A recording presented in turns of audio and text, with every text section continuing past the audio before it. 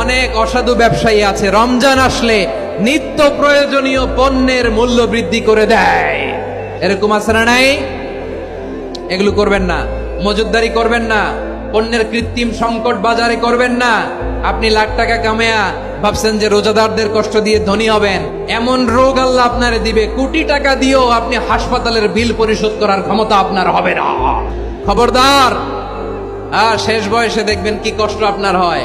আপনি রোজাদারদের কষ্ট দিচ্ছেন, আল্লাহ আপনার সুখে রাখবে? আল্লাহর দোহাই লাগে আমার ব্যবসায়ী ভাইরা এটা করবেন না। আরব বিশ্বে আমরা দেখেছি, আরব বিশ্বের ব্যবসায়ীরা সারা বছরে ব্যবসা করে, রমজানে ভর্তুকি দেয়। আর আমার দেশের কিছু অসাধু ব্যবসায়ী রমজানে গলাকাটা ব্যবসা করে আর সারা বছর সইটার উপর দিয়ে চলে। চিল্লায় বলেন ঠিক কিনা? করবেন না, এটা করবেন না। নিত্য প্রয়োজনীয় পণ্যের মূল্য বৃদ্ধি করা হারাম, পণ্যের কৃত্রিম সংকট তৈরি করা হারাম, মজুতদারি করা হারাম, রোজাদারদেরকে কষ্ট দেয়া হারাম। এটা করবেন না।